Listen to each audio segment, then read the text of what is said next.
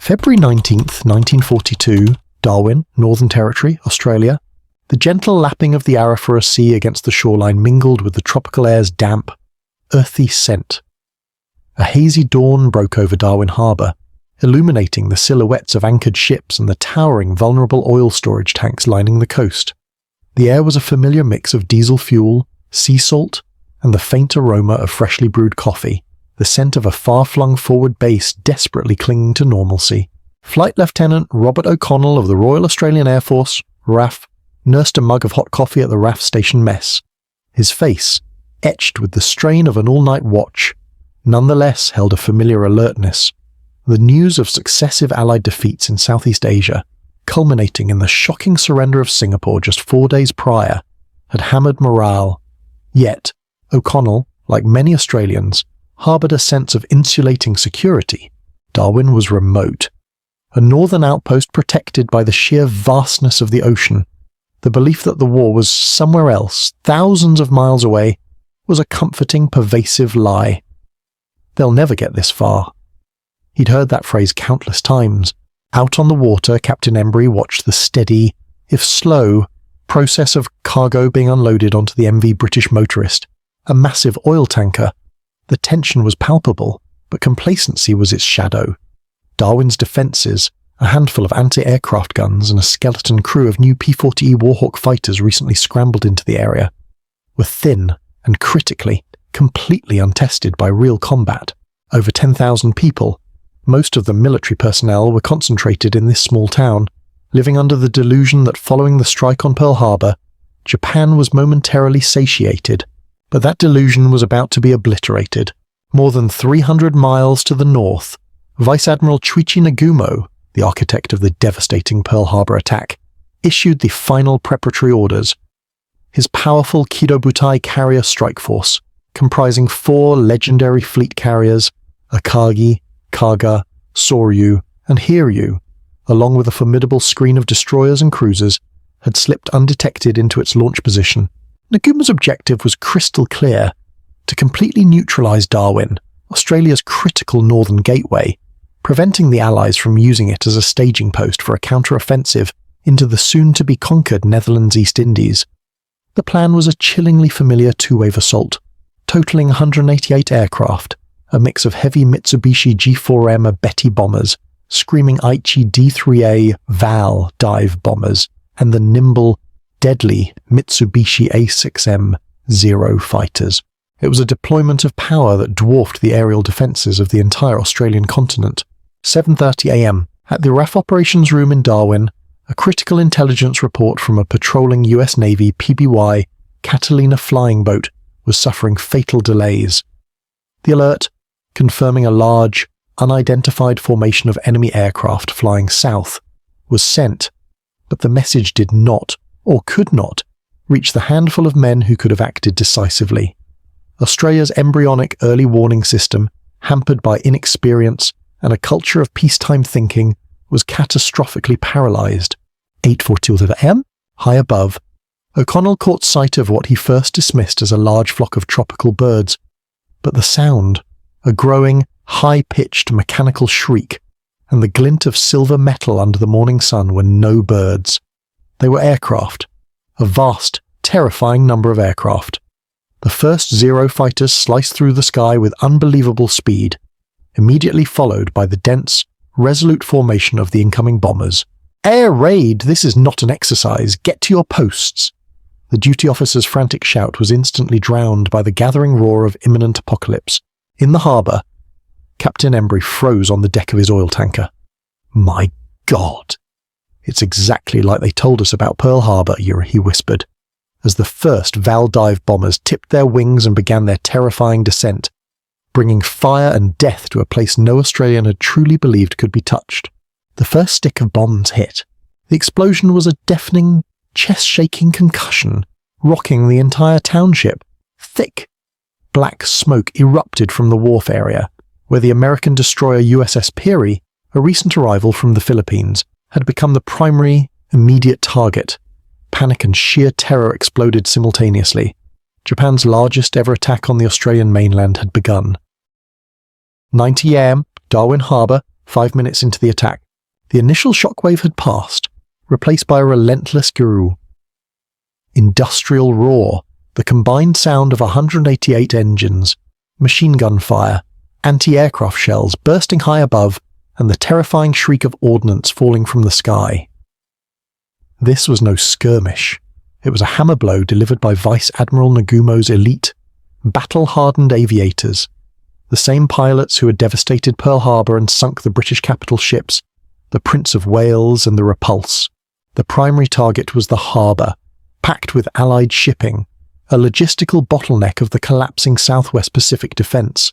Below, on the deck of the heavily laden American destroyer USS Peary, a skeleton crew fought an impossible battle.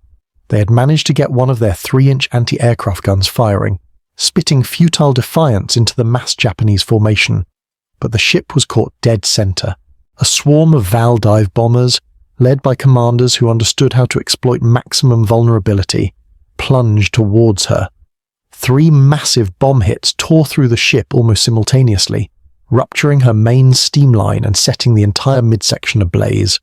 The Peary listed rapidly, her sailors scrambling over burning metal. She would sink within the hour, taking 88 of her crew with her. The attack was a model of precision and coordinated brutality. While the dive bombers focused on the high-value naval and merchant vessels, the G4M Betty horizontal bombers, flying in an immaculate V formation at 18,000 feet, began their methodical carpet bombing of the wharf and infrastructure. They were aiming for the jugular, the post office, the government house, and most crucially, the oil fuel storage depot situated near the harbour. On the wharf, the freighter Neptuna, packed with explosives and a vital cargo of nearly 200 depth charges, took a direct hit. The resulting explosion was apocalyptic. It wasn't just a blast, it was a volcanic eruption of fire, steel, and water. Debris flew hundreds of yards, tearing apart the already damaged docks and killing dozens of longshoremen and military personnel outright. The ship vanished in a cloud of thick, choking smoke. Captain Embry, who minutes earlier had watched the disaster unfold from the MV British Motorist, found his own ship under attack. The oil tanker, a massive, slow-moving target, was struck by multiple bombs. Flames immediately engulfed the superstructure.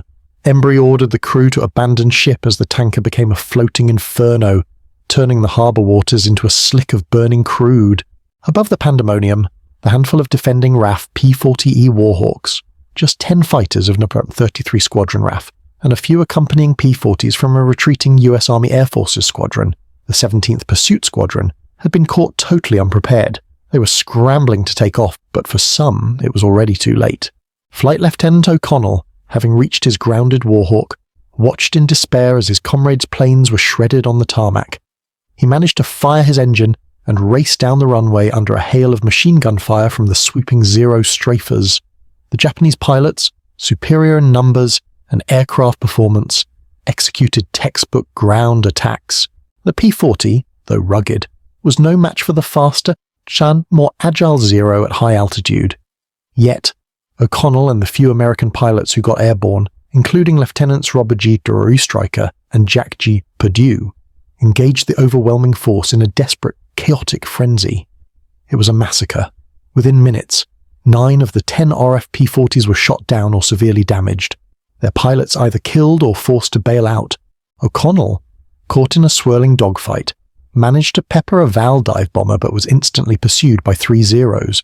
His plane shuddered as bullets ripped through his tail section. He wrestled the controls, diving low, seeking cover in the terrain, fully aware he was fighting a delaying action, not a defense. The Japanese Air Command, having achieved total air superiority, turned their attention to the infrastructure. The town centre became a maze of rubble and fire. The Darwin post office, a central communications hub, was obliterated. Inside, Postmaster Hurtlebald and 9 others were killed, effectively severing vital communication lines with the south. The civilian hospital was hit. The illusion of safety had not just shattered, it had burned down to ashes. By 9:58 a.m., the first wave of Japanese aircraft had completed its deadly sweep and banked away to the north, heading back to Nagumo's carrier fleet.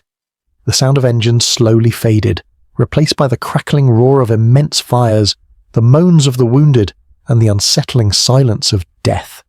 In a matter of 68 minutes, the Japanese had sunk 8 ships, damaged numerous others, destroyed nearly 24 aircraft, and killed approximately 243 people, military and civilian alike.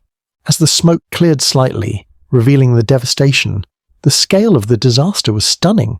The harbour was a graveyard, the town was a ruin, and the defenders knew, with a certainty that chilled them to the bone, that the first wave was only a scouting party.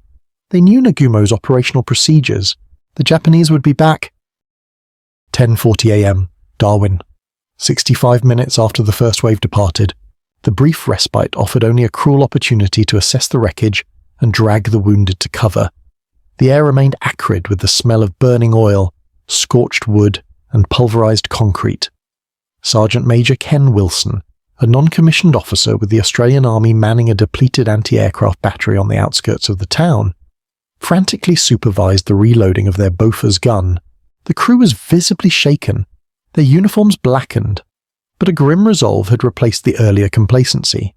The sight of the burning harbour, the colossal pyre of the Neptuna still sending a column of oily black smoke thousands of feet into the sky, had forged a terrifying understanding.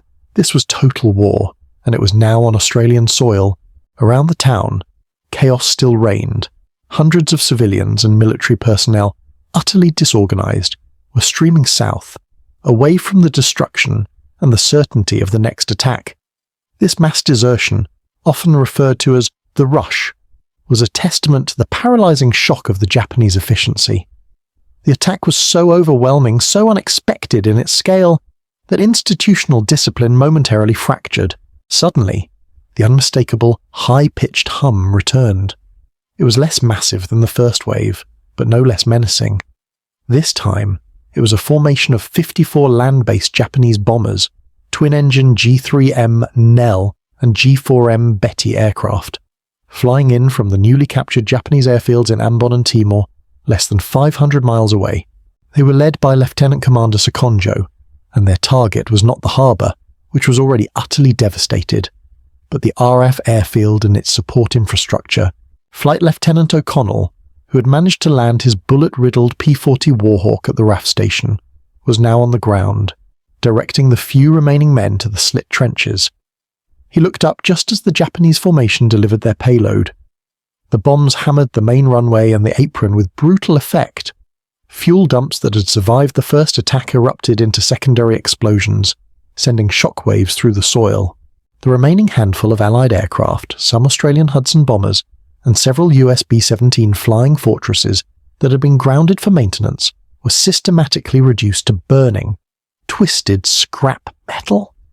The Japanese aim was to ensure that Darwin could not, in the immediate future, function as an airbase for any Allied counter-operation. Wilson's anti-aircraft battery opened fire. The Bofors coughed 4 rounds per second, their tracer shells lacing the sky with streaks of light. Unlike the first wave, the second group of bombers was flying higher and faster, but Wilson's crew, hardened by the morning's baptism of fire, was more accurate. They concentrated their fire, and one of the G3M Nells was hit squarely. It immediately pitched down, trailing smoke, and exploded into the dense scrubland just short of the field. This small, isolated victory did little to stem the tide, but it gave the men a brief, vital surge of morale. The Japanese bombers circled, ensuring maximum damages before turning north at 11:50 a.m. The total destruction was now apparent and terrifying. In the span of just over 2 hours, Darwin had absorbed a massive, calculated blow designed to cripple its military utility and break Australian morale. The death toll was initially impossible to calculate amidst the rubble, fire, and confusion, but the magnitude of the loss was clear. At least 243 people had been killed, though some historians believe the true figure, obscured by the chaos and the subsequent hasty cleanup, was much higher. The attack had sunk 8 ships in the harbour, including the American destroyer USS Peary, the troop transport SS Zealandia, and the vital cargo ship Barossa. 11 ships were badly damaged. The town's essential services were wiped out. The post office, telegraph station, and vital sections of the hospital were destroyed. The RAAF base lay in ruins, its operational capability eliminated. The long-term shock, however, was psychological. For the first time, Australians understood that the war was not just an issue for their soldiers fighting in North Africa or the Pacific Islands. It had come directly to their doorstep, delivered with the same professional savagery that had stunned the Americans at Pearl Harbor just 10 weeks prior. The Japanese commanders, returning to their carriers, reported a success beyond expectation, a complete knockout of the main Allied base in northern Australia. But the immediate aftermath revealed a terrifying consequence of the attack on the ground, a consequence that would haunt Australia's wartime narrative for decades. The destruction, combined with the initial fear, led to rampant looting and a breakdown of civic order. The town's vulnerability was not just physical, it was social, demonstrating how fragile the domestic front truly was. February 19th, 1942, late afternoon, aboard the Imperial Japanese Navy carrier Akagi, hundreds of miles from the burning ruins of Darwin, aboard the flagship of the Kido Butai, Vice Admiral Chuichi Nagumo received the triumphant reports from his returning aviators. The generals and admirals in the flagship's war room, accustomed to victory, were nonetheless stunned by the sheer completeness of the result. The operational term for the raid, D-Day for the attack on Port Darwin, had yielded a strategic dividend far exceeding the logistical effort. The air crews, landing their Zero fighters and Val and Kate bombers on the massive flight decks of the Akagi, Kaga, Soryu, and Hiryu, reported minimal losses, only 4 aircraft lost to enemy action and a few more damaged, and a near-total destruction of the harbour and the RAAF base. They confirmed the sinking of a large US destroyer, later identified as the USS Peary, multiple transports, and the obliteration of the oil and supply depots.